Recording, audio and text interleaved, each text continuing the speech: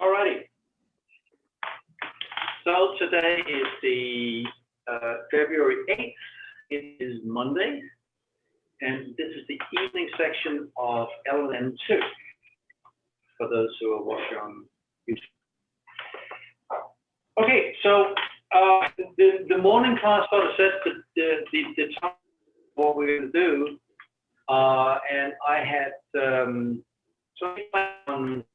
a step forward.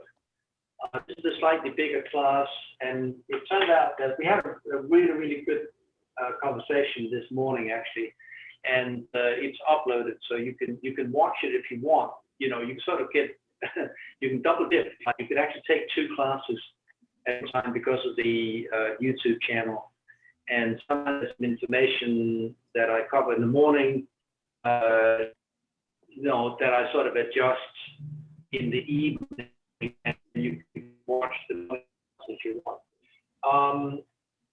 So I had all intentions of taking a big step forward, but I just sort of be doing next time. So we found out that the best and most productive way was just to finish the homework that was due today.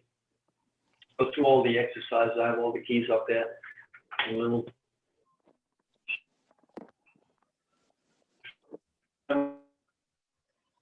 We have done all this inversion stuff, and all the homework I'm receiving is actually very good. So that's great. That is to add a 7th to all these tries. So now we're doing sort of real-time harmony stuff, and very soon here we can start writing sort of chord progressions in 4-part. So I was, as I said in the morning class, we're actually slightly ahead of time, and they were a little surprised, and I was kind of surprised too.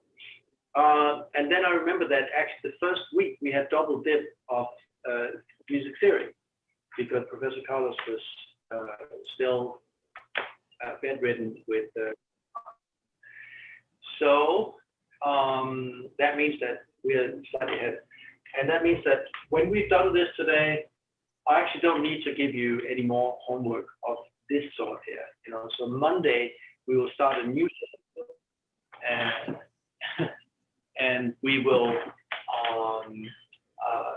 get some different and you know, some new and different homework. Okay, so I'm just going to go through homework that was due today. Just like we've done before. One was quite evil, as it turned out. It was actually a mistake because I wrote A flat, and usually I start with an assignment. The first assignment should be one that most people can sort of knock out with a little bit of not too hard effort. And it turned out that I had said A flat diminished, and I apologize for that because that's not so easy. I don't know what happened there. We had A diminished, which is doable. A flat diminished is slightly harder, but really it shouldn't be a problem.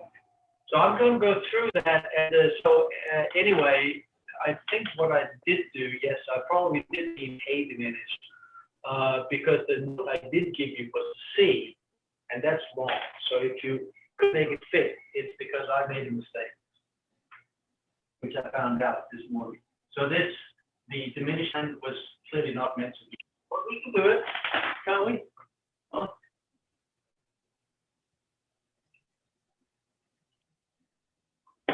Alrighty. So A flat diminished. A flat, we can write that up. And then the diminished triad is basically just 2 minor thirds stacked on top of whatever gives it the name, in this case A flat. So a minor third up from A flat is C flat. Not C that I wrote. I'm sorry. Those of you who came in late, I meant, or so mistake, I meant A flat. Sorry, I meant A diminished, but it came out as A flat diminished. So, so that's a minor third up from A. If you want to check, you can say A flat to B flat. is a whole step. From B flat to C flat is a half step. That's your minor third right there. Dr. Frampton? And Hello? Oh, there you are. You keep going in and out both audially and visually. So now you're frozen. And I don't know why I keep losing visual on it too. That might be something from my end. No, I'm getting the same thing too. Really?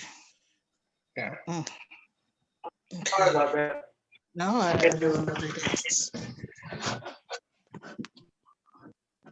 Can you hear me now? I can hear you. You're kind of broken up. Yeah, And then a couple of times the video Freeze. just went it kaput. freezes. Yeah. Maybe Zoom is overloaded or something tonight. I don't know. Yeah, I'm not really sure what's going on there. I did have a problem early on. Can you all hear me now? Wow. We hear you, We but can hear you. It's just breaking up and freezing breaking every up. now and then. Yeah, Okay. Not really sure what's happening there, but at least the audio works, yeah? What I'm going to do then is to talk through the whole assignment. I'm just going to Okay. talk it out more. All right, so A flat to C flat is a minor third, and a minor third up to C flat is tricky, I guess. If you do a major third up from C flat, that would be E flat. So that's not a third, and therefore the E has to be double flat. Okay, so your triad looks like this: A flat, C flat, E double flat. That's an A flat diminished triad. So far, so good? Okay. Yeah. So the C I gave you in the homework assignment that was meant to help you actually was not a good help because I'd made a mistake. The mistake was that I meant A flat. I meant A diminished. Keep saying A flat because that's what I have there. Okay. Inverted to first inversion, it will be C flat in the base, E double flat, Mm-hmm. and A flat as your top note. Yeah? Is the video back or what? It's better. It's back? It's getting better. Okay. Teacher, I have a question. Yes. So, I don't know if I understood wrong, but I thought that I should just put the root and the third on for each chord. Should I do the complete for voice? Yeah, that's what I'm going to do now, right? So let me just crack on with this. Voice? Please. Let me just crack on For with the this. second home. Go ahead. Sorry, it's because it's breaking the call. Yeah, I just asked if I should do the 4 voices on this one or just using the root and the third. Yeah, as I started saying, let me just crack on with this and let's see if you still have a question after that. Let me do Okay. it. Yeah. Okay. Let me do it in 4 parts. So 8 goes down, right?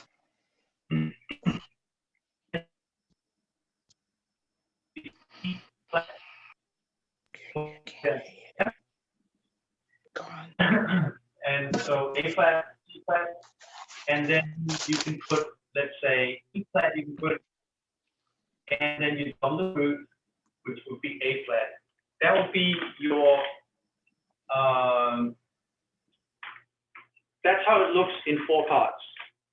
You can also flip the inner voices. You can put the A flat up here and the E flat in the tenor.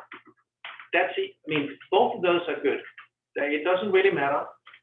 Let's try that. Then we've done all the combinations that we can, yeah? So I'm now going to flip the inner voices. I'm going to do this. The tenor goes up here and the alto goes down there.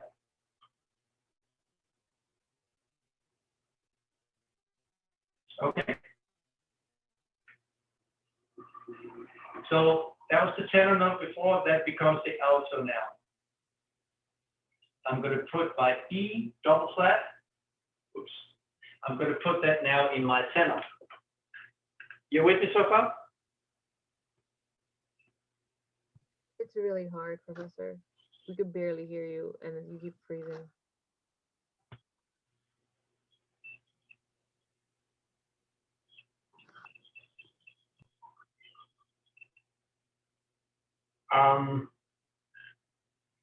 Okay, you can't hear me, right? Can you hear me? We can hear you, but it's just that it's hard. There are times where you will cut out completely and the video will freeze, and then it cuts back in when you're at the end of your explanation. So we just missed that whole middle part. So it's doing that off and on. It's a little wacky. Let me just try. Oh,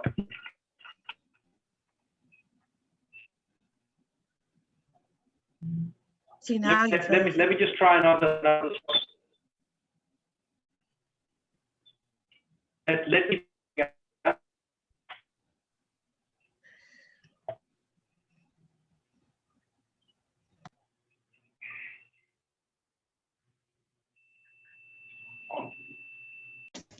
See what I've got.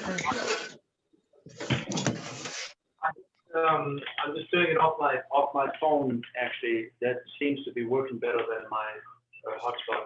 Mhm. Okay, Okay. so we got this far, yeah. Yeah. That's Okay. Well, we got to the end of your.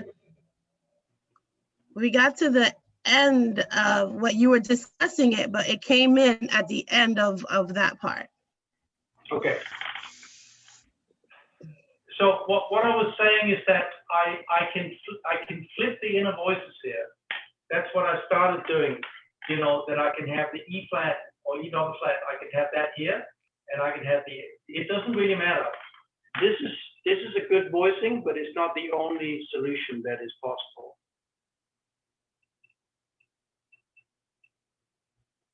Yeah. What? Okay. Let me invert this now. What am I missing? What I'm gonna do. Just mute, guys, so that we're not all talking at the same time, right? Yeah. Please. Dana, if you mute your microphone, please, then great. Okay, perfect. Okay, now I'm gonna invert this. I'm gonna take the C flat here, put it down in the bass.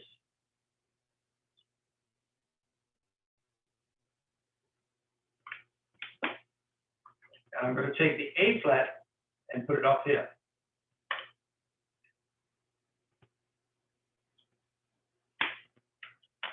Yeah?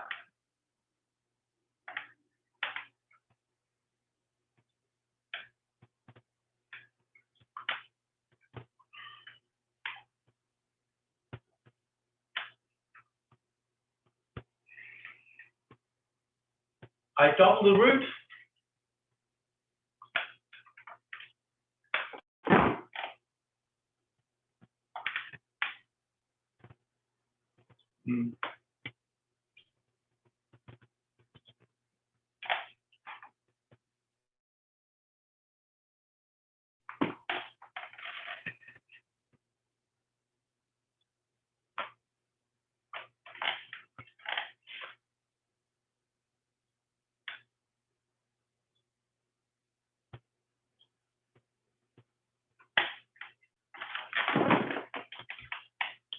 So far, so good?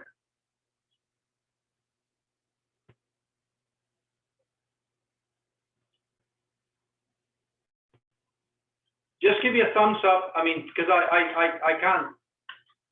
I have no way. Okay, good. Otherwise, I can't really move forward because I don't know if you can see me or not hear me or whatever. Okay. All good. So it's possible to put double flats and double sharps. Yeah, I mean, absolutely. Okay. Yeah. So if you need a note to be double flat, for instance, because of the distance to the other notes, like here, we can see why this needs to be an E double flat. Let me just work that out, right? I mean, this is actually this is what we did in LNM 1. So if this is weak, everything else would not be strong either, right?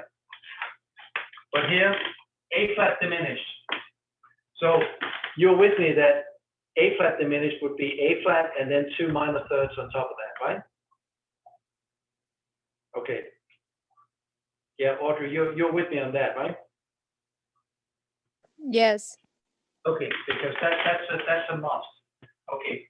Here, look at this. A flat to B flat. That's a whole step, yeah?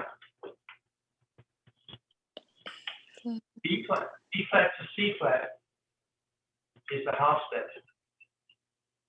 That's a minor third. So far, so good, yeah? Yes. Very good.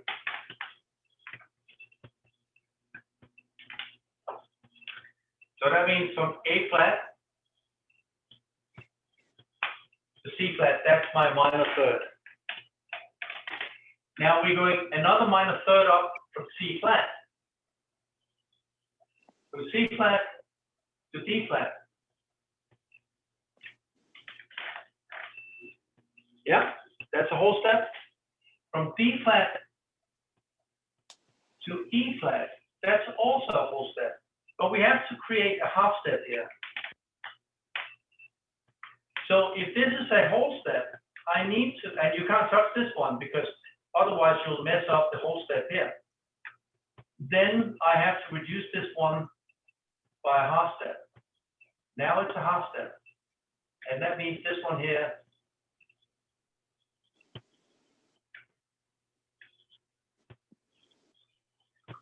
is a minor third. So far, so good? Audrey? Yes. Oh, Yeah, yeah. I know you're Audrey. I need to know that because I can only see your face. You're not nodding. You're not giving me thumbs up. You're not saying anything. I take a little longer to understand because even maybe it's because I'm from my phone. I can enter on my iPad because it's really small for me. Right. Okay. I'll That's just. good to me. Okay. Let me do it. Let me do it with the keys. Yeah.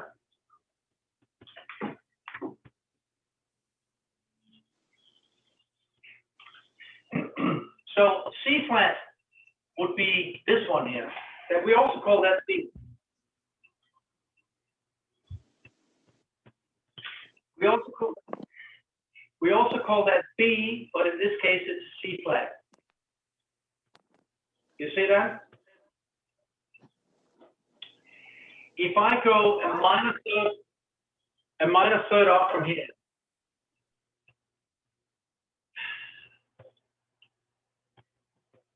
if I go a minor third up from here, I have to go a whole step and a half step up. First, a whole step. That will be a half step, whole step, right?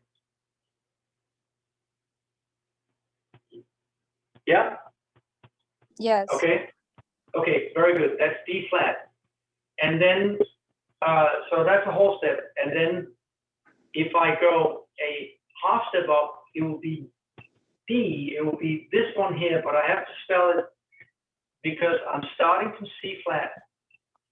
C, D, and E. I have to spell it with E's letter name. Otherwise, C, D, E. This is a third, right?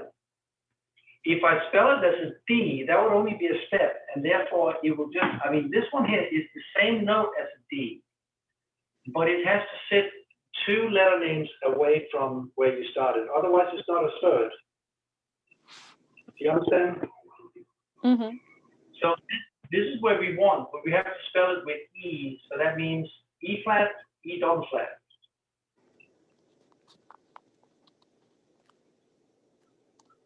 Now it's a third, proper third, and therefore it sits like this. We can see in a glance that A flat is the root of this chord. Okay. Right? Uh-huh. That matters really only in staff notation. If you're notating chords in their full sort of gamut, that's why this was a mistake.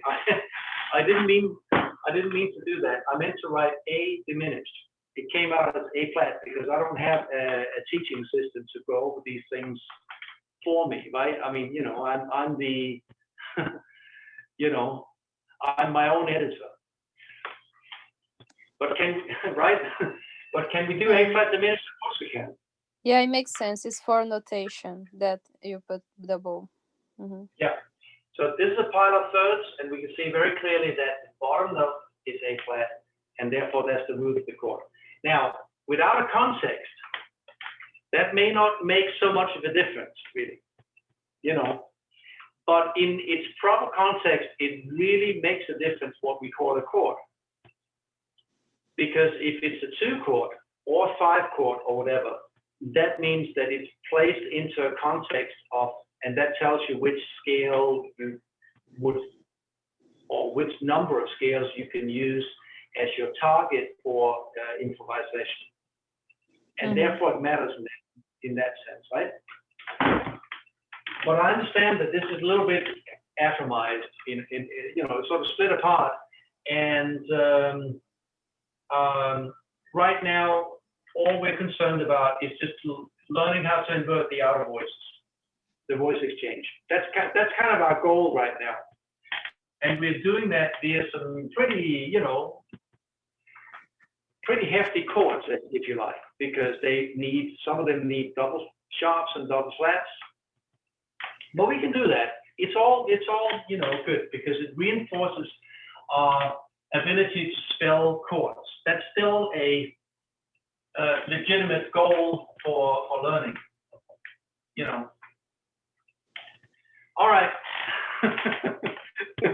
we all pay for our mistakes, and I paid for that one, that's for sure. But it's not, you know, it's a good exercise. It's just a little bit too hard in a way because of that double flat. You'll see that there's one later on, I think B augmented, that needs a double sharp. And, you know, so we can do that too, right? It's all good. Hey, Jamar. Yeah, it's good that it came out because I learned about the double flat. Yeah, yeah, exactly. So, but you can see that the important thing right now is to spell chords in thirds. It doesn't really matter what we call them and which context and all that. They're better off being spelled in thirds. I understand that an E double flat is also the same key as we call D, right? And in a different key, it will be spelled as D. If you're reading a single line, it's obviously easier to read a D than to read a double flat, right? We understand that very well. And therefore, sometimes when I have jazz students in my class, they would say, why is it not just spelled as a D? Because it would no longer be a stack of thirds. But if you're reading a single line, remember that jazz is sort of written in a very often a very sort of practical way, and also because you can fit it onto one sheet of paper, you know, where you have a lead sheet, you basically have the only thing that's notated in staff notation is the head or the melody, right? And that's a single line, and all the chords are given names, right? And so that makes it's a different style of notation. It's more like a shorthand in a way. It's not a shorthand we haven't seen in other styles of music. As a matter of fact, in the music of the 18th century, what we call Baroque music, most of the chords are written down by numbers, basically numbers, what we call figured bass. Very rarely are they written out in full staff notation because A, it takes a long time to do that, and B, if you're conducting, for instance, at the keyboard, You know, you're playing and you're conducting with your head and leading your chorus and all that. And there's no, I mean, it's impractical to have a lot of pages that you have to leaf through, right? So it's more of a practical concern in a way. But it just does that sometimes. I know the jazz players are sort of stunned that I would write this one out as an E double flat. But that's the easiest way to read it in staff notation. And we don't have to be concerned about whether it's a D or an E flat or whatever. If it's just written out as this, because it would just be looking like that, and that chord would be something that fits in a handful for any keyboard player or guitarist. You know, those are the two sort of common chord instruments, right? And for a guitarist, this is no more difficult to play than this one here. That would be the same chord on the guitar, just moved down a half step. Do you understand? Teacher, in order to learn more complex chords, for example, I'm joining the jazz ensemble and they have many complex chords. What is the best way the best way is learning how to break down the concepts of like diminish and minor, major? Well, so far, I mean, that's a very good question. And I'm rushing forward as quickly as I can. Sometimes there's a little bit of lag time between all these different courses, because you would sometimes see, freshman students being thrown into a jazz class where they have to do chords that they really don't understand at all, because they haven't really studied that yet. If you're a singer, that's not so much of a problem because you're just singing a melodic line. But if you're a keyboard player and you don't know what an A flat half diminished is, for instance, or a G sharp minor 7 flat 5, sharp 11 Lydian, whatever. If you don't know what that is, it will take you a little bit of time to sort of get from where you are practically speaking to where you are in theory, so that you break down this stuff yourself. That's a common problem, and it's one that I sometimes have addressed. I mean, like for instance, when I taught guitar at Nyack, I no longer do that for that reason, really, and for other reasons. I had like guitar students in their first semester being thrown in and playing bebop tunes, and that, there's a complete mismatch with where they are as instrumentalists and what they're asked to do in jazz ensemble. That it's a little bit of a problem too. As I said, since most of our students are singers, it's not such a problem for the singers because they're still singing the same tune, right? But if they're keyboard players, for instance, or guitarists, it can be a problem because sometimes they'll be asked to play music where they don't really understand what the chords are and how to break them down. So next week, we're adding a 7th at the very least. Right now, we've just been dealing with this stuff in triads, right? And most jazz chords have at least a 7th in them. They're triads, but they also have extensions called 7th, 9th, 11th, 13th. So as soon as we can, we will. I mean, next week we're going to add that to it, so it'll become a little bit easier at that point. Does that make sense? Yes. Okay. You could always take the triad though. You don't really need the extension. You're not going to sound like a jazz player if you don't play the extensions, right? But you can actually the underlying. Let me just give an example of that. Let's say you're doing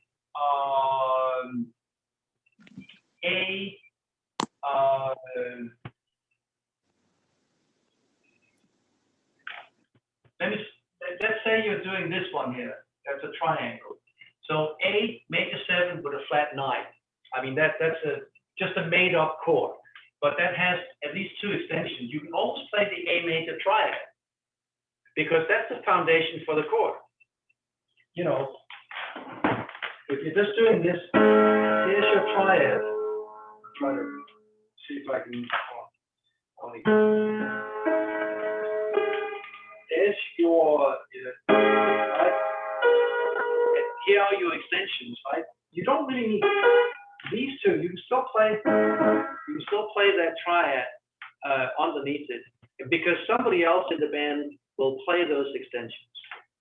Yes. You see what I mean?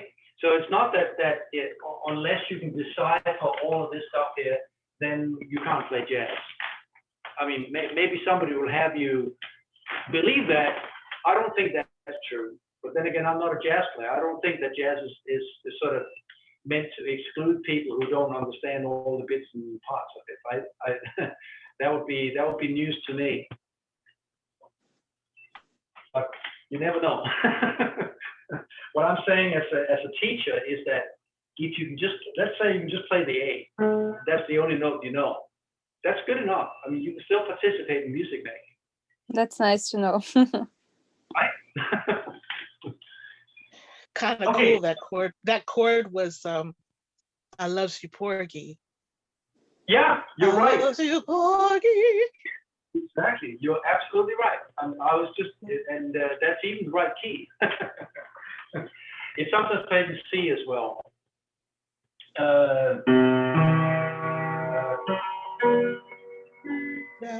Yeah. Right? Yep. That's the one. Actually, I think I wrote flat nines, so that would be more like a bebop chord. I love you, Porky. But that would be the chord. Yeah, exactly. So the actual melodic line is spelling out that seventh chord, actually ninth chord, right? Yeah, major nine. So, but you get my point that all the extensions, it's almost like let's say you've got you got the main dish, but you don't have the right garnish and the right sauce to it. It's still the dish, right? I mean, spaghetti and meatballs. You don't really need the Parmesan cheese on top. It's very nice when it's there, and you don't need the parsley on top. I mean, it's still the same dish. You just don't have the extensions on top of it. If you pardon my food analogy there, right? And I think that goes for a lot of art. That I understand that it's not the full gamut of things, you know, but sometimes less is good enough to get started.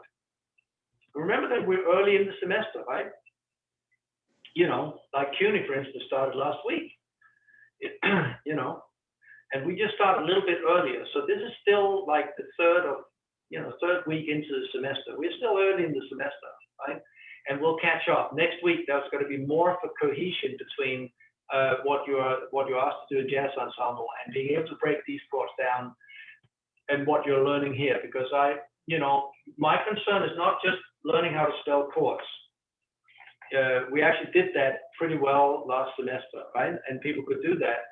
But we're also now learning how to part write in 4 parts with we're studying voice leading as well, which is basically arranging for voices. You're arranging all these different chords, but for vocal ensemble.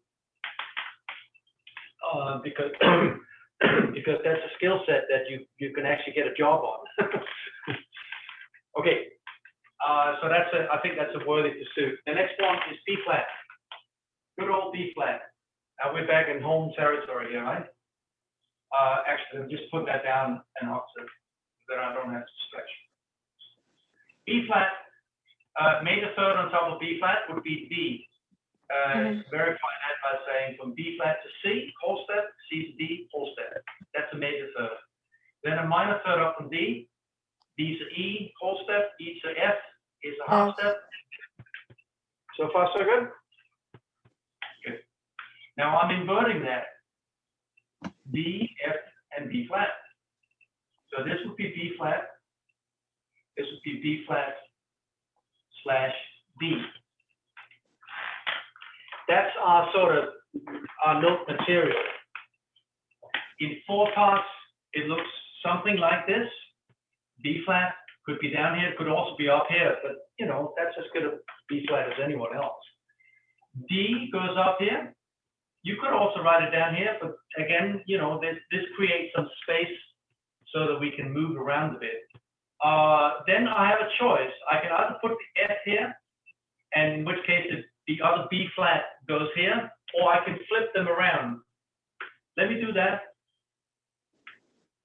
So that's my second B flat. Remember that we just doubled the root. You know, that's our first mode of, if you have a triad and you have 4 parts, you need to double one of the notes. Usually the root is the first one to consider doubling. And that means then the F, now I have a choice. I can either put the F down here, which is fine, you know, or I can put it up here. That's also fine. This one here, if you're not a keyboard player, this one is a little easier to handle for an amateur keyboard player, such as myself, because that now you can actually reach all the notes in your right hand, and you have your left hand free to just do the bass, right? Let's stay with this one there. That's good enough, you know, and that gives us some training in reading ledger lines. This one here, the first note above it would be C. The next note up here on the next ledger line would be E. So therefore, that's an F. If I invert this, I'm going to take the bass part. I'm going to do that one. And now I'm going to put this one up here. Now I've inverted the outer voices. The bass goes up to the soprano goes down to the bass. That's called voice exchange.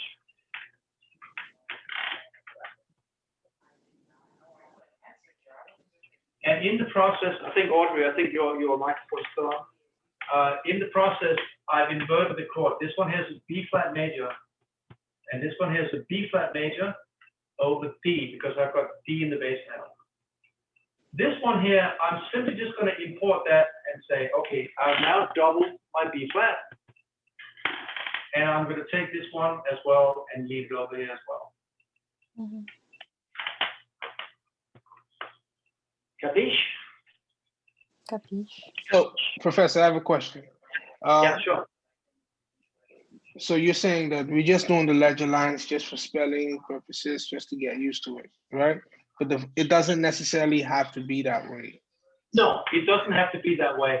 In certain keys, I mean, what we want to make sure is that the tenor is in a good range, so it's not too low.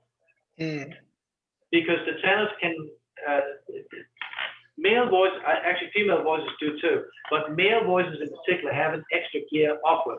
It's called falsetto.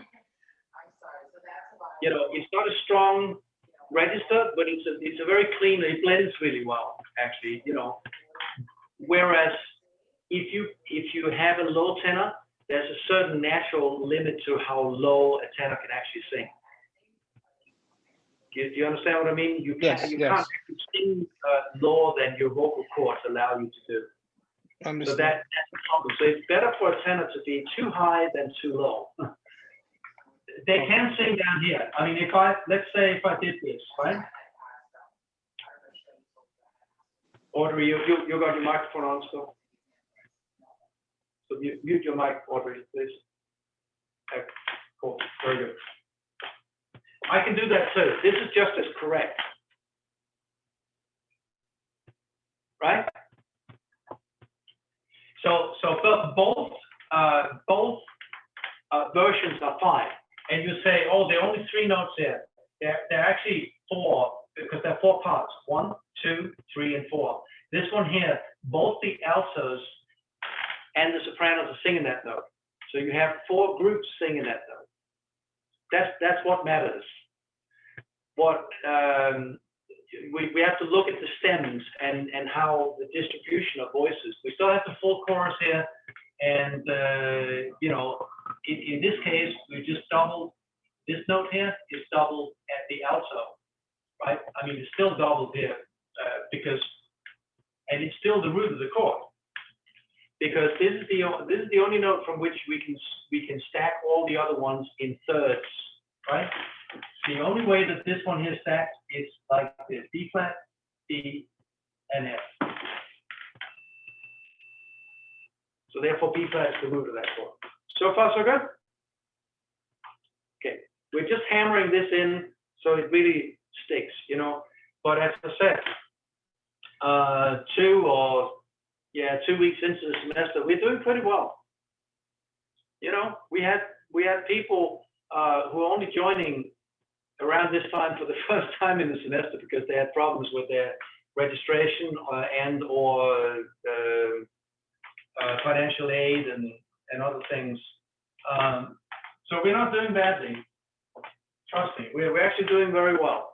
Also remember that in the beginning we had sort of a double load of music theory because of my colleague's health condition, right? So luckily he's fine. I mean, you see him every week. You can see him on Wednesday, Professor Carlos, right? Okay, moving on. F minor. So F minor third up, major third up. That one easy peasy by now. Not so long ago, this was a major problem, right? Because we don't understand which one is flatted or whatever. That's no longer a problem. So this is F minor. This is F minor O A flat.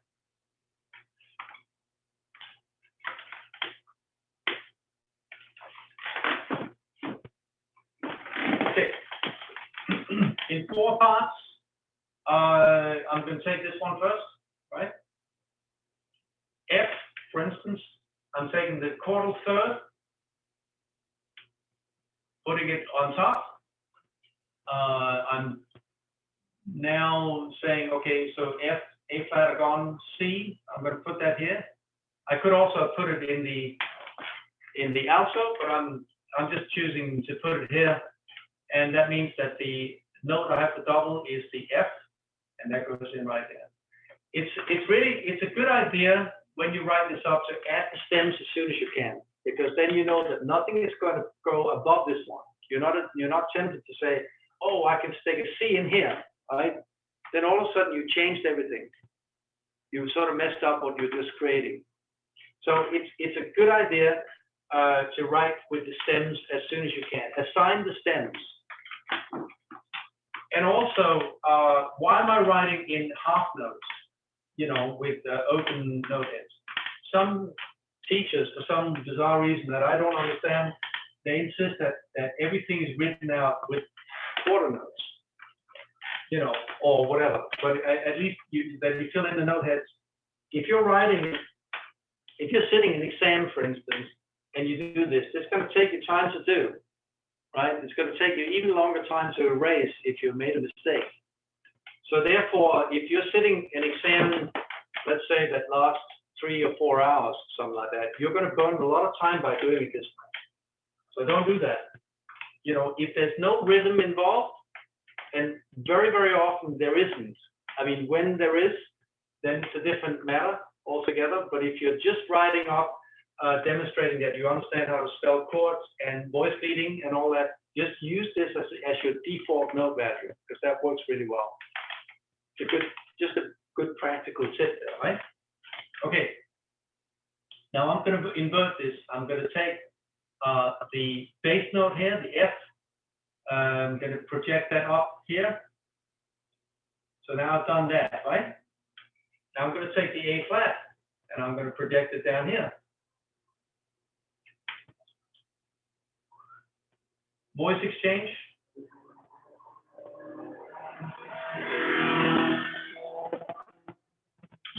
Or VX, right? That's what we've just done. We've taken that note, put it up here. We've taken this note, put it down here. That one. Yeah. So that's one way of doing the example in F minor. Is the voice exchange always over the first inversion? Yeah, it's a technique that you can use between the chordal root and the chordal third. If you have the same chord, and very often you'll find, very often you'll find this to be the case that, you know, you'll hear this extension all the time, or in the key we're in here, right, in F minor. Right, you'll hear these sort of exchange. It's a way of making a chord last longer without just being repetitive. It's a very nice little gesture that I know it's sort of, disassembled. So you don't get much of a context because we've got so many nuts and bolts to sort of keep track of there. I don't want to make it more complicated. As we move forward, we'll start listening more and I'll start, playing more music so we can hear how this is played out in real time. Right now, we're just concerned about learning the technique. We're sort of just breaking eggs and whisking them together, right, and baking them. I mean, that's kind of what we're doing right now. Okay, Professor, I have a question. Yeah. Let's just say this was in a bar. Would we have to put the A flat, the actual accidental, next to the A, or would we just? Oh, yeah, I forgot that. We have to? Yeah. Okay. If you have a key signature. No, I mean, okay, that's actually a very good question. I forgot it here because when I talk, sometimes I forget that. But yes, that's very important. But if you have a key signature, Julap, then you don't need to do that because it's taken care of. Right now, I find it more productive to sort of not add key signatures too soon. I think I've explained this before because a lot of times I notice that people, as soon as they add a key signature, they sort of behave as if it's just C major then. They're no longer thinking about intervals, and that is a problem. So I would rather sort of add all the necessary accidentals that we need right now, because it forces us to sort of think about the intervals, right? You see what I mean? Okay. But that's a really, really good question. Yeah, I forgot this one. But it's obviously, if I'm inverting this one here into the bass, it needs to be the same note.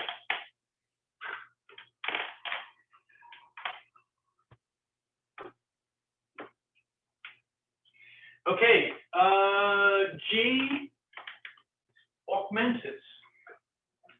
Okay, so G augmented or any augmented triad is basically the root. That's the one that gives it the name. And then in this case, two major thirds above it. So major third above G is B, right? G to A to B, both are whole steps. So therefore, that's a major third. From B and a major third up, then I go from B to C sharp, right? And from C sharp to D sharp is also, that's a W. You see? And therefore, I'm just sort of spelling out. And in addition, this is the way you would teach it if you were to teach, let's say, a high school class, for instance. That's a good way to explain that one. Professor, what would be the simplest? Well, okay, that was the easiest way to like spell it out. But if you were to like phrase it, what would you say for augmented? You raise the third and the fifth scale degree. I mean, you could say you raise the fifth in it, right? It's a major triad in which you raise the fifth. Okay. That's another way of explaining it. But what I'm trying to avoid is to always swing around the major triad. Understand. Because sometimes, I mean, I know that you can have a tool that works in multiple ways. You can certainly use a knife as a screwdriver, right? And conversely, you can probably also, with a bit of skill, you can cut a loaf of bread with a screwdriver. I mean, you can sort of turn it around. But there comes a point where it's more convenient to sort of use the right tool. And I'll tell you why that is, because I've had many colleagues over the years who insisted on explaining everything with the major triad. Let me give you an example. So let's say G major triad, right?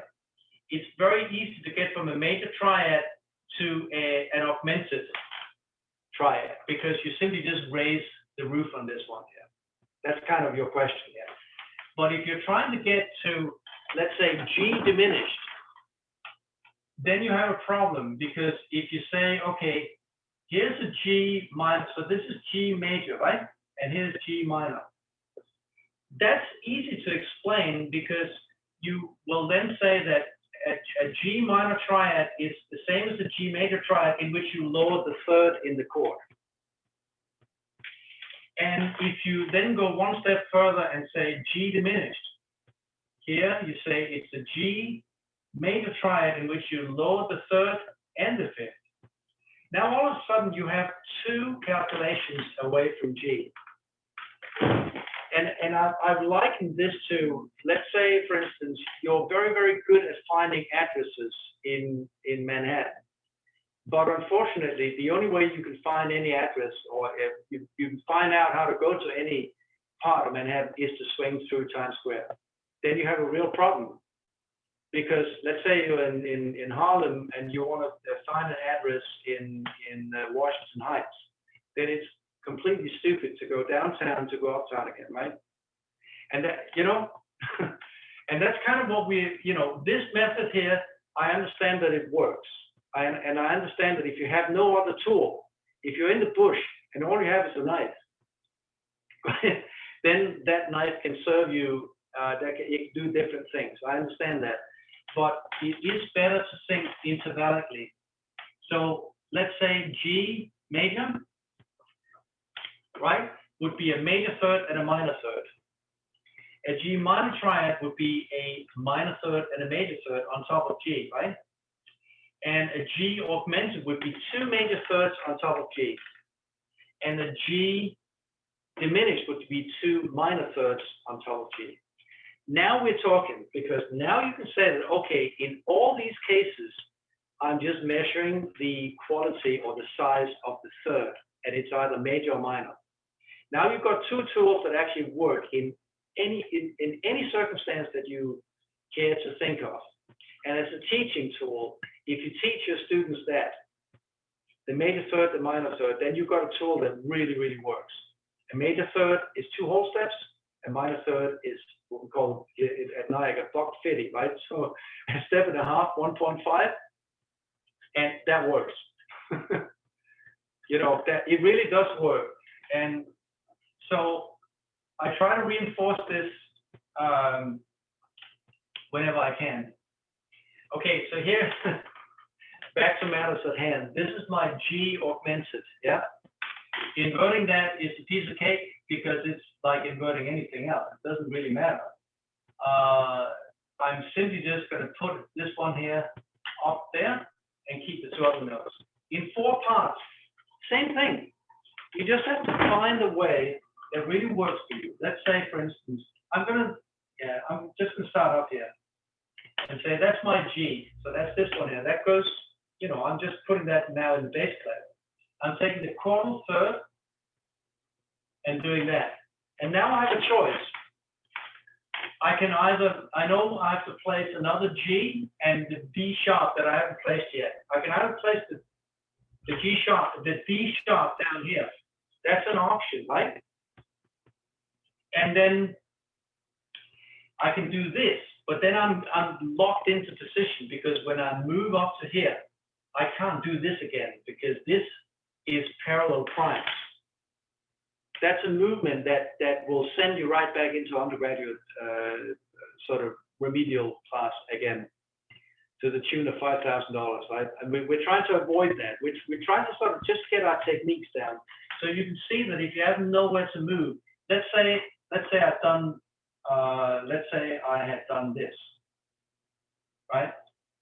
Then it's fine because I can move up. Now I can move up to my chordal third here, and I can still keep my G. You see? But you can't do both. And now I can keep my D sharp here. That's all of that is fine, right? That's a good solution. But I can also do this. The most important thing, again, is to understand how the outer voices work. This one here would be the same B as this one here. If you have a problem, which sometimes, let's say, if you're somebody who doesn't sing or play out of the bass clef, then reading bass clef is sometimes a problem. Say, oh, I can't really see the letter B. Then go and drill yourself, please. You know, go and drill yourself in note recognition. It's called clef reading, right?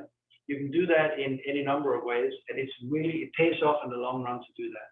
It's a great thing to do. Just do it. Do it. Be Nike people, just do it. Okay, the G here, I'm going to put up here. Now I've inverted these two outer voices, right?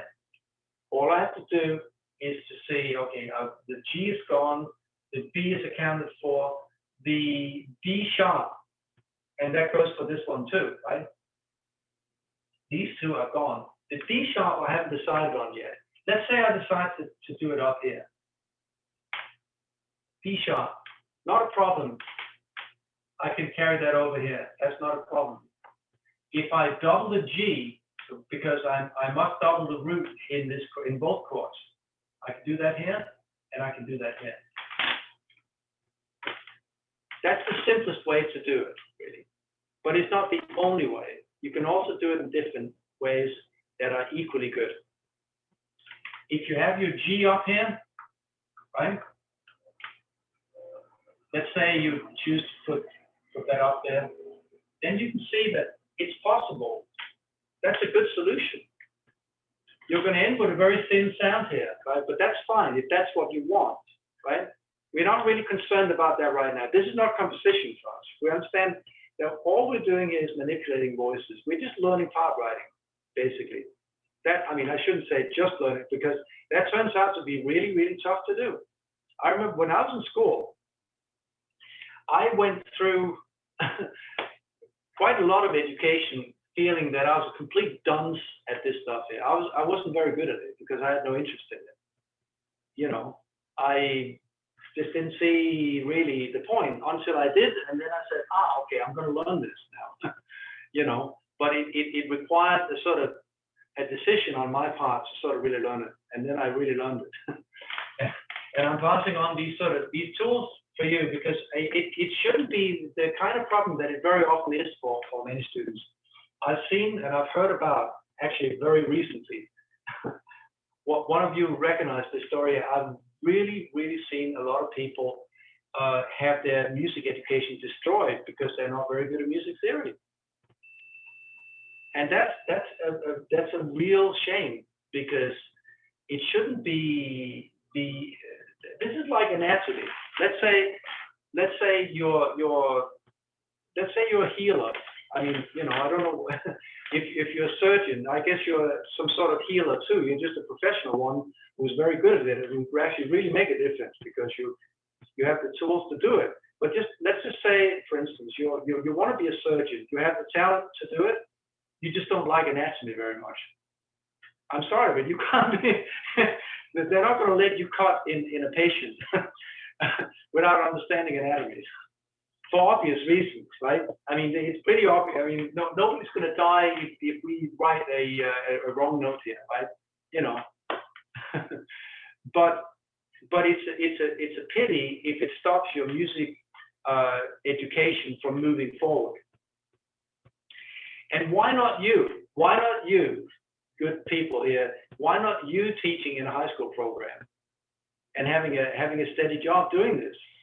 Why not you? Why does it always have to be someone else, right? I mean, you know, it's not to say that you have to do that. I mean, but now you have a choice with this tool and learning how to do this stuff. You have a choice. You can either say, okay, you know, they're offering me a job, I can do that.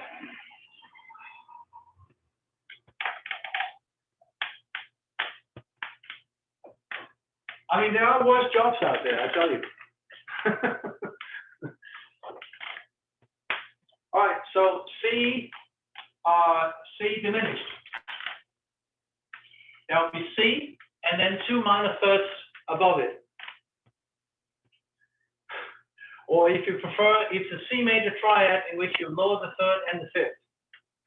But but that's 2 calculations too many, because you don't need them. You just need a minor third up from here, step and a half, that will be E flat, and then a step and a half up from E flat, and that is G flat. And you can sort of, you know, you can work it out by yourself if you want, or I can do it for you. C to D, whole step, D to E flat, half step. E flat to F, if you like. There are different ways of doing it. E flat to F is a whole step. And F to G flat is a half step. So there you go.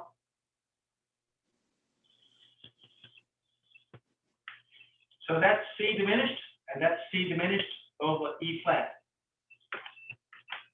4 parts. You see, by not making it more difficult than it needs to be, we're actually hammering this really, really hard. We've done this quite a few times. You've seen me, you've done it at home in your homework. You've seen me correct it like a number of times now. It's good enough. At the end of this lesson, we don't really need to do this anymore. We can sort of move on, even if we're not perfect at it. You know, you still can make mistakes. I make mistakes too. We all do. You know. So next week we'll simply just move on, get some 7th chords going. You know, because then that's your answer to your jazz questions here. If you get a major triad with various types of 7th on it, that will cover quite a few chords, dominant 7 chords and major 7th chords, if you like. If you have a minor triad and you add a 7, usually a minor 7, that's the only kind of 7. I mean, you can add a major 7 as well, but that's more unusual. That covers all your 2 chords. So now you got the 2, your 5 chords taken care of, and you got your 1 chords really, because if you're in a major mode, usually you add a major 7 to that. But it behaves the same way as triadic music. I mean, jazz is really tonal music, right? I know it's cleverly decorated or disguised really sometimes, and there are certain types of jazz that are way out there that really is definitely pushing against the borders of tonality. I mean, it has to be said 50 years after the fact, you know, after, you know, various composers sort of went whole atonal, jazz was still exploring atonality via how to break tonality. That will become more, I think, clear later on what I mean by that. But you still have progressions that you can lead back to 2-5-1 progressions, which are tonal progressions. And although you have a lot of composers, especially in the mid-1950s, who are really, really pushing the limits and hitting against the yoke of tonality for reasons that we will also explore in music history, it's still tonal. It still hasn't taken off and being completely removed from tonality. Blah, blah, blah, blah. Okay, C goes down here, chordal 3rd. Let's put it up here because, you know, the more space you create, the more choices really you have. You remember in the beginning, I wanted as tight a stack as possible, because then you don't run the risk of making mistakes as easily as when you're sort of exploding things, then things can go wrong, and they do go wrong. Okay, so that's it. Now I've got the chordal root, the chordal 3rd. Let's invert this first, right? That'll be E flat, and that'll be C.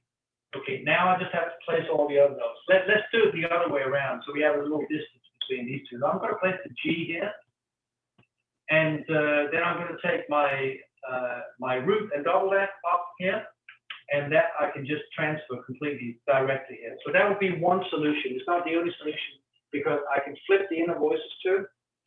I can put the C up here and the G down here, and that would be just as good. I mean, both solutions are completely correct. The only thing that is really important, I say again, I reiterate, is the inversion of the outer voices. I have a question about notation. Is every minor and diminished chord I will always use flat? Nope, that's a good question, but that's not necessarily true. Yeah, let me give you an example, just because that's a I think a common confusion. Minor keys are not flat, and major keys are not sharp necessarily. I'll give you an example of that. Let's say C sharp diminished, but it is easier, and I make sure that things don't become too complicated for those reasons. Let's say C sharp diminished. That would be C sharp here, right? Or an octave up, whatever. You know, I'm just going to write it on them. So there will be C sharp and 2 minor thirds above it. A minor third up from C sharp would be E. C sharp to D, half step, and D to E, whole step. That's a buck fitting, and that's a minor third. A minor third up from E would be G, natural, because in this key, whether it's C sharp major or C sharp minor, we would expect this one here to be sharp. Now I've lowered, I have flatted the G sharp by removing the sharp. Yeah, look at this. Normally, this one here, that would be C sharp minor, right? And C sharp minor with a flat 5 would be C sharp diminished. You don't add a flat for this one. Right? Do you see what I mean? You flatten it by taking away the sharp. Even though it's flattened, even though it's flattened. Yeah. You're taking away the sharp. That's the same as lowering it. We just say, it's just a shorthand. We say it because lowered fifth, that's not easy to say, so we just say flat 5. And that, you know, and very, very often, let's say if you're, I mean, obviously if you're Wayne Shorter or Bill Evans, something like that. I mean, Bill Evans is not alive anymore, but I mean, if you're a super top flight jazz player, they know what they're saying. And if they say flat 5, they understand, but they don't necessarily mean that that note is spelled with flat. But a lot of, I mean, you know, that goes without saying. But a lot of, let's say, beginning jazz students, they get this wrong because they call a note a certain name. They say flat 5 or flat 7 or whatever. And they get confused because sometimes it's not spelled with a flat. And you will see, if you, let's say you sit in on the Theory 4 class tomorrow morning or tomorrow evening, then you'll see that is exactly the case in quote unquote classical theory as well, or what jazz players call the JIT theory, that you would operate with names such sometimes or sharp 2 or flat 6 or whatever, and it doesn't mean necessarily that it's going to be spelled with a flat or a sharp or whatever. The spelling of a note is not synonymous. It's not equal to the fact that it's called flat 5. Flat 5 is just easier to say than lowered 5th, right? Or so sharp. Yeah, sharp 4 is easier to say than raised 4, right? Yeah, it's like it's like flattening semitones, right? In a sense, like flattening between B and C and E and F. If you were to say F flat, yeah, it would be E. Okay. It would be the same key as we also call E. You're right about that, but we have to be precise, right? Because, you know, again, if we want to be music surgeons, pardon the analogy, right? But we just talked about being a surgeon before.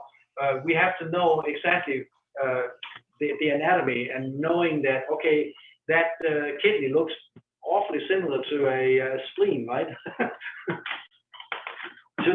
to the uninitiated, right? It may look similar, but we have to make sure that we understand completely that we're taking out one and not the other. The same thing here. Being a music professional means that we know exactly the right words for the right process that we're aiming for, and we know how to do it. If you're taking away a sharp, you're actually lowering a note, so you're flattening a note, but that doesn't mean it has to be spelled with a flat. Okay, but they're good questions. They're very good questions, and these are the questions that confuse a lot of people, because sometimes things are called, you know, let's say we have a generic name, say internal organs. That doesn't mean that all the internal organs are all spleens, right? It just doesn't mean that. Okay, so onwards, yeah. B augmented. Here's another evil one. So B augmented, I'm going to write it down here. A major third up from B would be D sharp. Again, you can verify that by saying from B to C sharp is a whole step. Because from B to C is a half step. Just remember that. Remember that back in the sort of the fundamental days, I said there will come a situation where you just forget temporarily that that's the case. So B to C sharp is a whole step. Let me do it for you. B, C sharp, that's a whole step. C sharp to D sharp is also a whole step. So this one here is a major third. And we need two of them. Now we need a major third of D sharp. Let's start from D sharp. D sharp to E sharp. I know that jazz player will translate that to F, but don't do that right now. Just saying this is a whole step because this is a whole step, right? From D to E is a whole step. So if I start from D sharp, I must also do that. And that's a whole step. Now I have to go a whole step up from E sharp. Now from E, so it's actually the same as this one here. So going up to F sharp, you can see that that's only a half step. This is a half step. How do F I double make, sharp. yeah, there you go. And that has, yeah, that has a symbol. So sharp, sharp is an X. So E sharp, this is E sharp, yeah? To F sharp is a half step. From F sharp to F double sharp, we can't spell it as a G because I want it to be a relationship between these two notes there. Because I want to be able to spell it in thirds. I can see immediately that B is the root of that triad. And here's the correct spelling of that one. This is the difference between a liver and a kidney, right?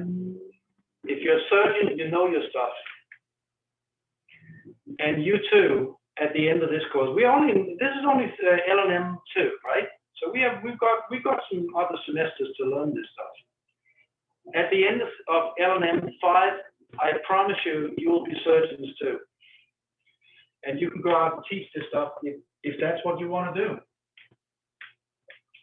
It's a good gig when there's another pandemic going on, you can't perform. Okay, so inverting this is the same deal as it always is. You simply just say, okay, I'm going to take all these different notes. They're going to be spelled the same way. I'm just going to invert the stack. This is B augmented. As I said, that's an evil triad. And here's B augmented over D sharp.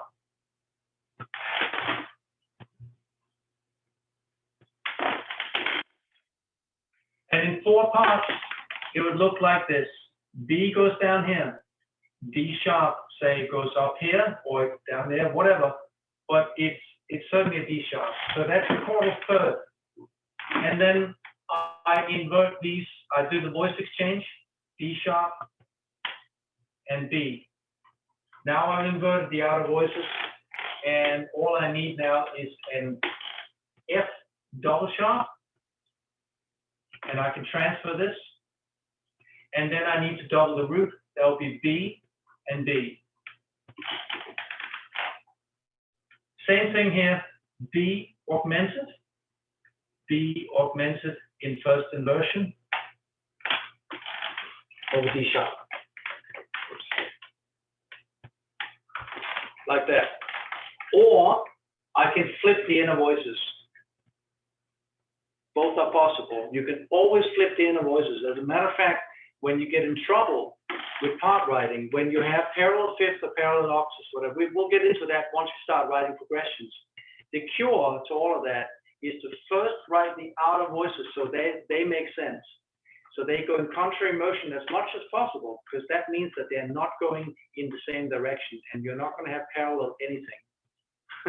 If you can get the outer voices to behave, you are 85 or 90% done.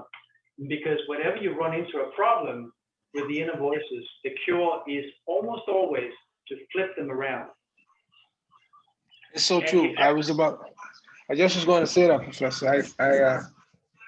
Just working with like, like I would say the basic SATB, when you hit that roadblock, usually when you just make the tenor sing the alto part or make the alto sing the tenor part, you straight. Yeah, that's exactly right. You're absolutely right.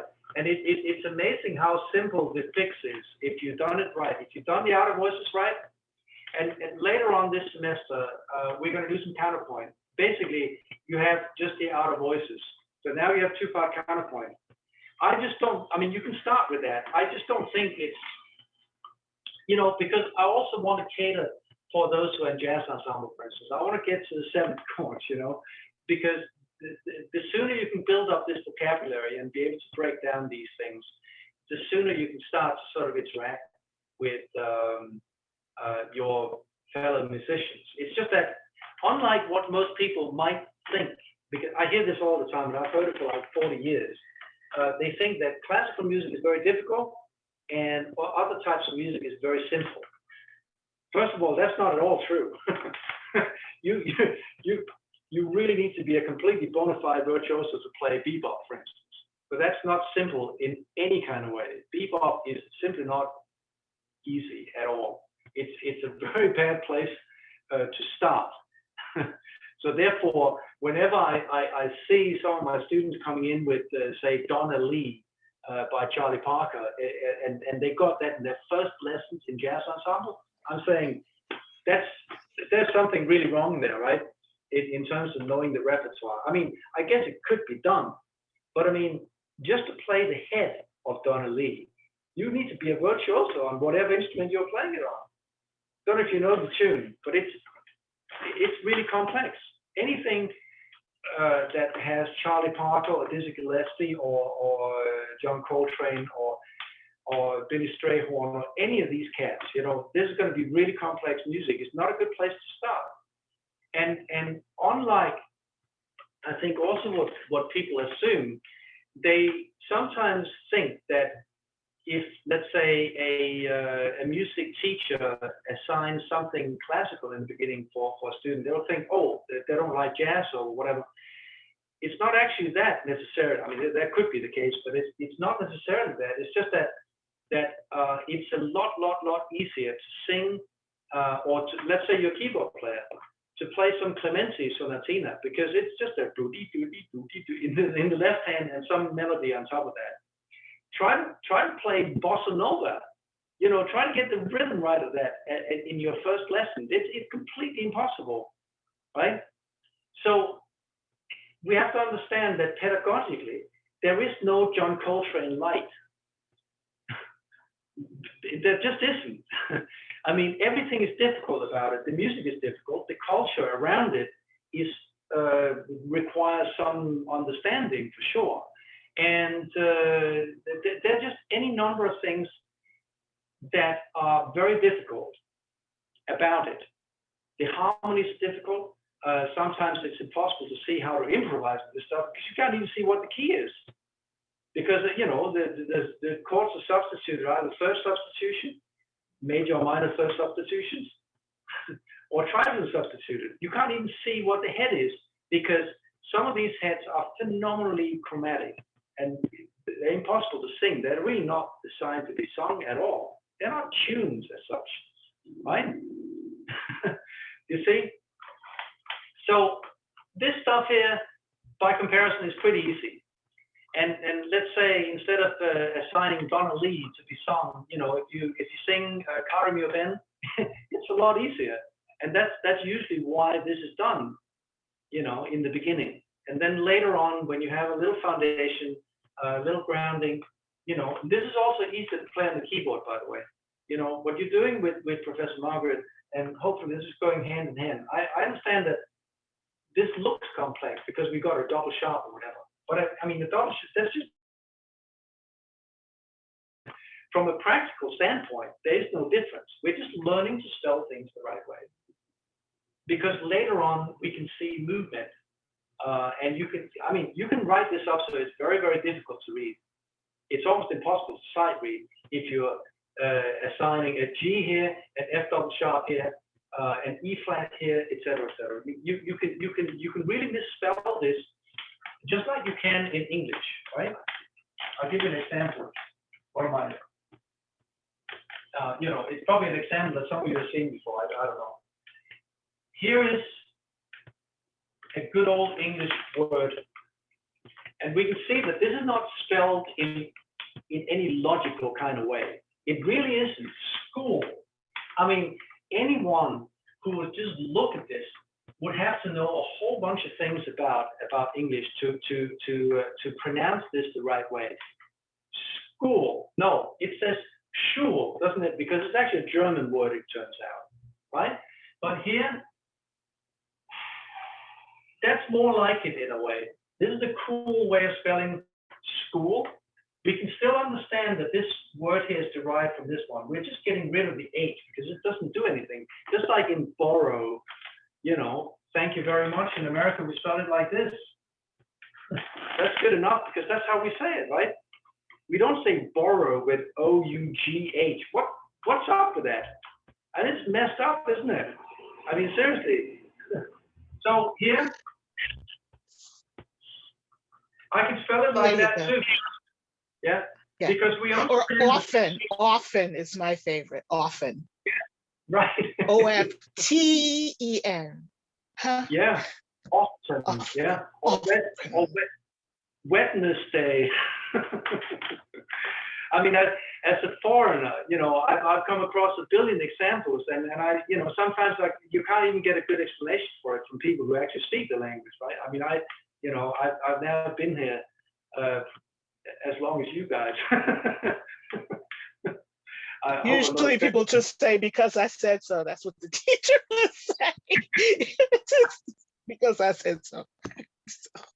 Okay, so here we can see, we can get from here to here and to here. That's pretty easy. And then you have to be an English speaker to understand that double O doesn't mean all, but you. Now I have a different word altogether. This is no longer school, but that's a different word, right? But all I've done is to replace this here with a C. And we know that C and K, if it's not in the beginning of the sentence, that is the same sound. And here I replaced this one with a U because that's the way we say it, school. But this one here is now difficult to understand because only the context will give it. If it's a skull, which to me sound like this, and it's spelled the wrong way, or if it's school, there's no direct correlation here.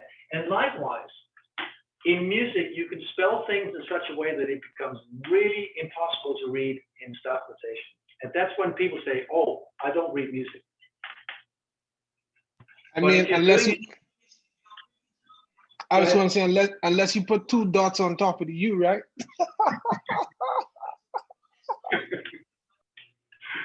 Yeah. Noted.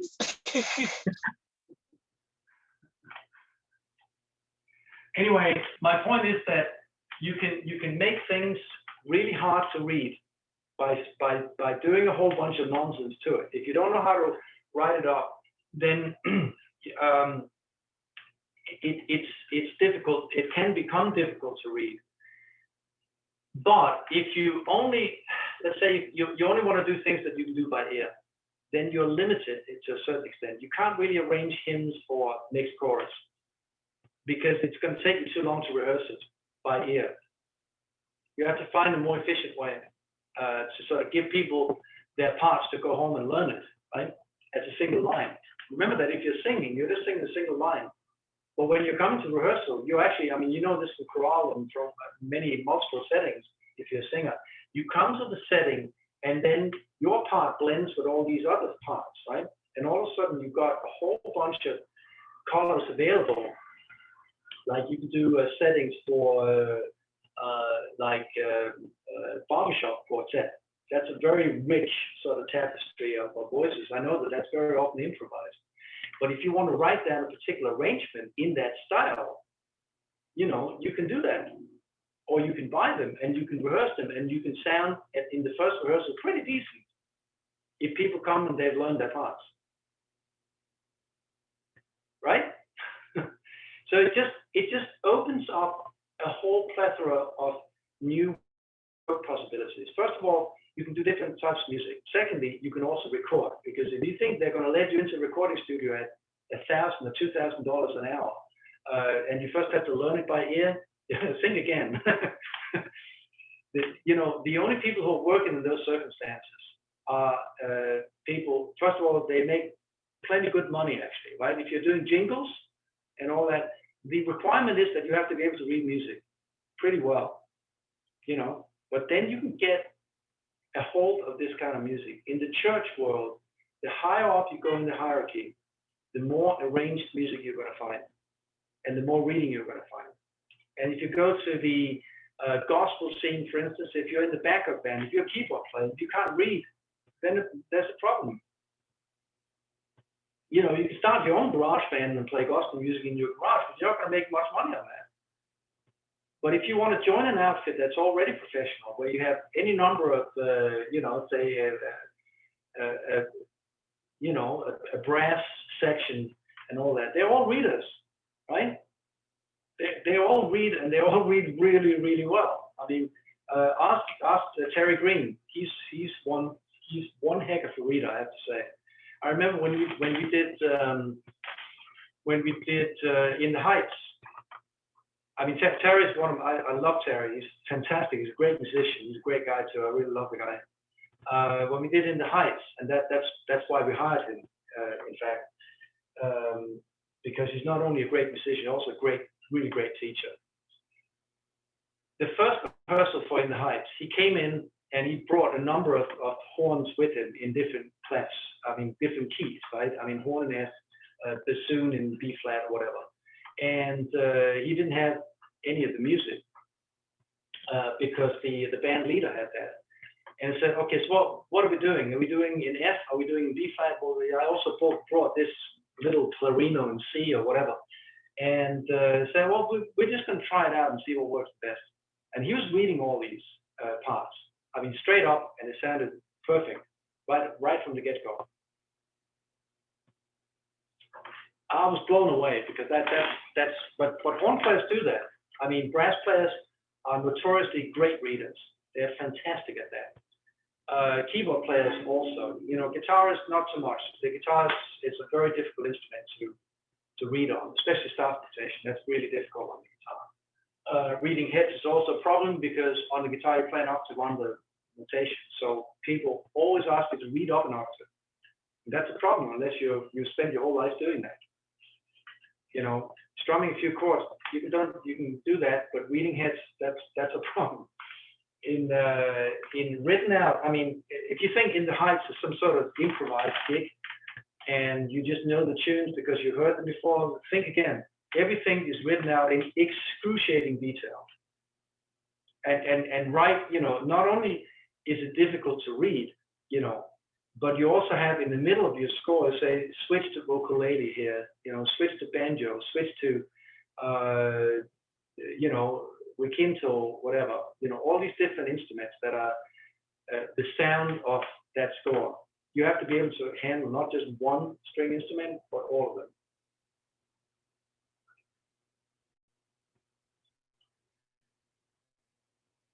So if you want to know the reading level on Broadway, go to the opening sequence of In the Heights and listen to that.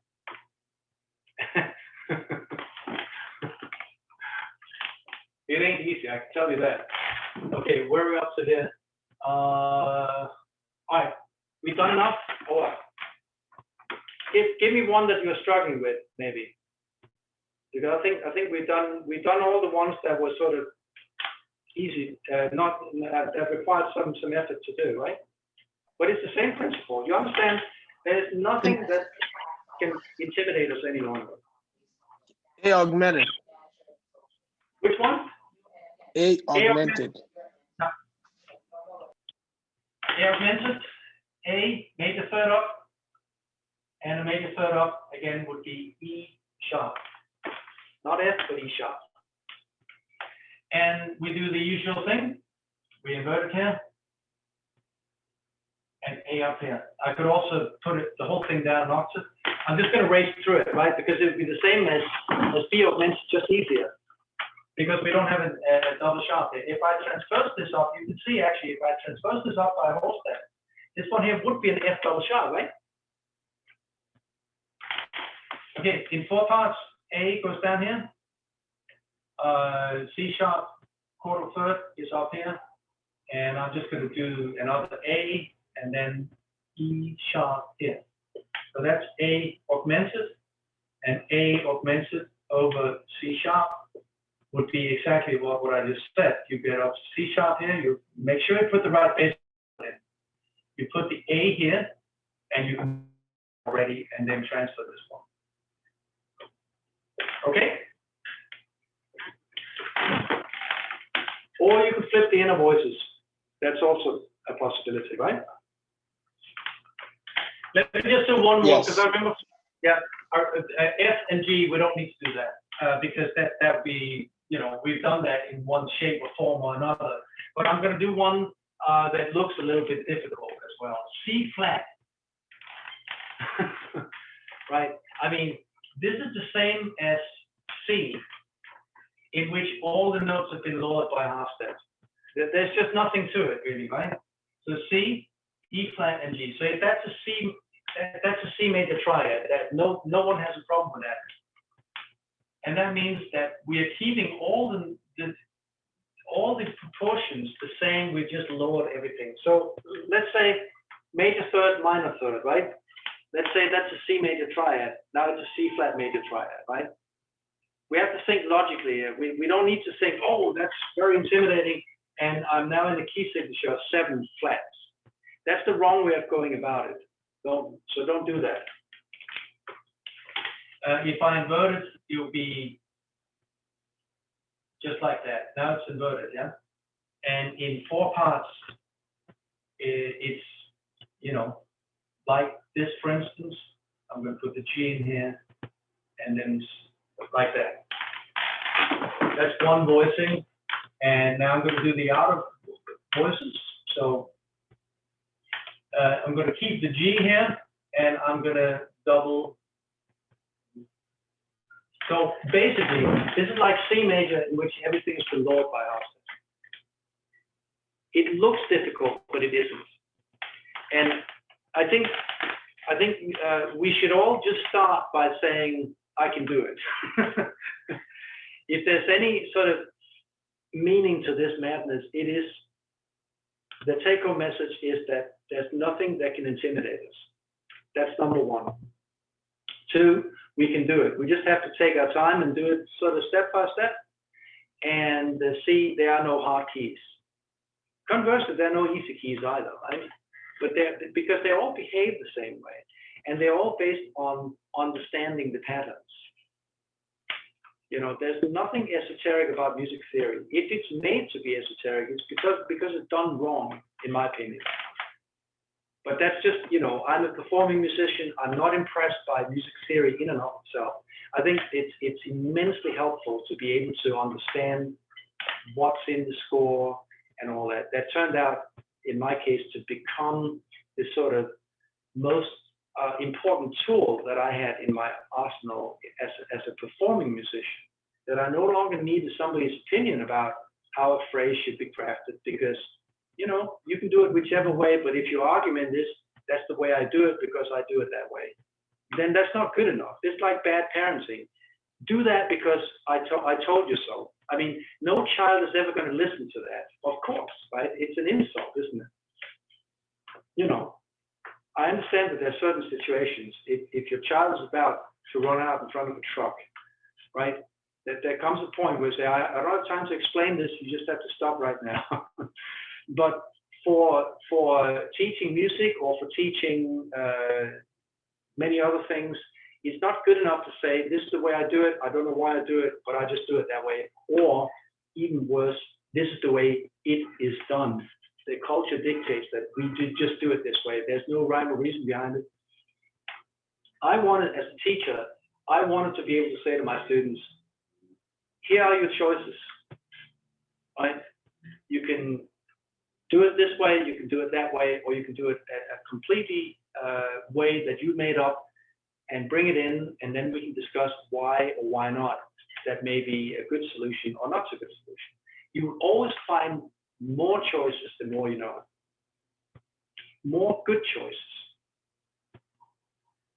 So that's my pitch for for understanding this stuff. It's not only good to know just because it's good to know and you can get a job on it, but it's also for me personally, it turned out to be the tool that I use the most when I'm in doubt. I mean, my intuition is always ahead of that. But if I want to question my intuition, are there other things? Can I feed my intuition certain information that expands my my intuition? I always can.